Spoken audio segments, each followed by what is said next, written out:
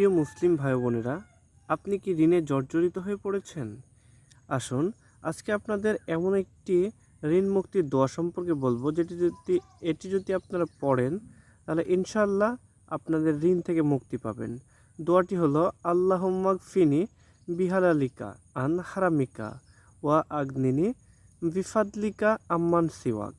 এর অর্থ হচ্ছে, হে আল্লাহ, হারামের পরিবর্তে তোমরা হালাল রুজি আমার জন্য যথেষ্ট করো, আর তোমাকে ছাড়া আমাকে কারো মোকাপেক্ষী করো না, এবং স্থায়ী অনুগ্রহ দ্বারা আমাকে সচ্ছলতা দান করো। প্রিয় ভাই বোনেরা, আমরা জানি যে সকলে ঋণের জর্জরিত হয়ে আছি। এই দোয়াটি অবশ্যই আমরা প্রতিদিন একবার হলেও পড়ার চেষ্টা করব, যাতে আমরা ঋণ থেকে মুক্তি পেতে পারি। বিভিন্ন রকম হেজিটেশন, টেনশন, ঝামেলা আমাদের জীবন থেকে যেন দূর হয়ে যায়। আল্লাহর প্রতি বিশ্বাস রেখে এই দোয়াটি আপনারা পড়বেন। ইনশাআল্লাহ আল্লাহ তাআলা সকলের ঋণ থেকে মুক্তি দেবেন। সকলে ভালো থাকবেন, সুস্থ থাকবেন।